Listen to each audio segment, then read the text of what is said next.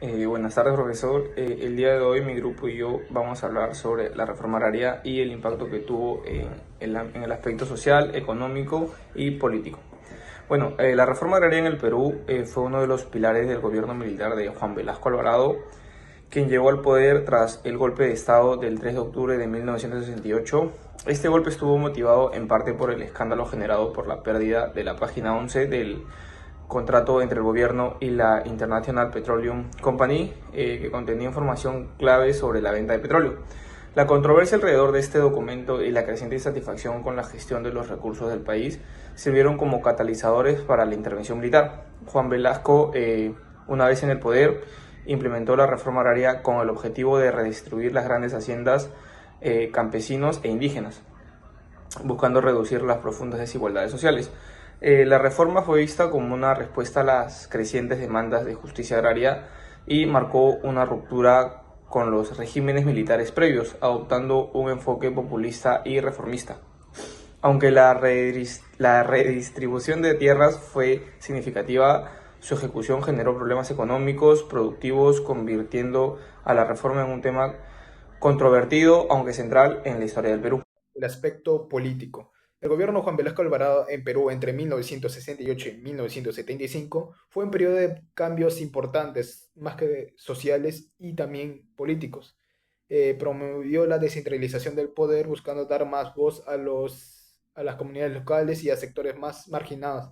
A través de comités y organizaciones vecinales intentó integrar a los ciudadanos en la gestión de recursos y políticas públicas. Sin embargo, estos esfuerzos se vieron más que todo limitados por el problema de la corrupción y la falta de un marco institucional sólido. Aunque la participación política de las comunidades aumentó, su autonomía más que todo fue más simbólica que real, pues el control seguía siendo predominantemente del estatal. Uno de los gobiernos más controvertidos de su gobierno fue la confiscación de más que todo de los principales diarios del país en 1974, alegando que la prensa debía representar a los sectores populares. El gobierno ejerce un control sobre los medios que fue visto como un ataque a la libertad de expresión y bueno, provocando más que todo masivas protestas que fueron violentamente reprimidas. Y el ámbito internacional, Velasco impulsó una política exterior independiente, alejándose de la influencia de los Estados Unidos y más que todo estrechando lazos con los países comunistas, como Cuba, China y la Unión Soviética. Esta política se refleja un deseo de romper con la dependencia histórica de Perú hacia las potencias occidentales, aunque también generó tensiones que contribuyeron a su derrocamiento en 1975. A pesar de sus intenciones de reforma, los desafíos internos y externos marcaron el fin de su gobierno y dejaron un legado de contradicciones entre los ideales de inclusión y la realidad del control estatal. El aspecto social. El 24 de junio de 1969, durante el gobierno militar de Juan Velasco Alvarado, se promulgó el decreto de ley número 17716, Ley de la Reforma Agraria. En lo que respecta al aspecto social, la reforma agraria no logró los objetivos de equidad y bienestar que se habían propuesto. Las grandes haciendas se convirtieron en empresas asociativas o cooperativas. Estas empresas fracasaron rápidamente y la gran mayoría terminaron siendo parceladas o abandonadas. Si bien es cierto, los campesinos recibieron sus tierras, pero no la asistencia para ingresar a un mercado nacional e internacional para vender sus productos. Tampoco recibieron las capacitaciones técnicas ni el apoyo para las gestiones efectivas. Esta reforma repercutió negativamente una desorganización demográfica, porque durante y después del fracaso de esta reforma agraria, empobreció más a la población campesina. Y si sumamos el crecimiento de esta población al empobrecimiento, Entonces no existía otra alternativa más que la migración, es salir de sus tierras, dejar a su familia o irse con su familia hacia las ciudades para mejorar su calidad de vida. ¿Y a dónde se dirigían estos campesinos? Se dirigían a la ciudad de Lima, Arequipa, Cusco, entre otras ciudades, generando bolsones de pobreza en las zonas periferias. Socialmente, esta reforma solo benefició a una cúpula de directivos de estas organizaciones campesinas y no se mejoró en nada la situación social del campesino.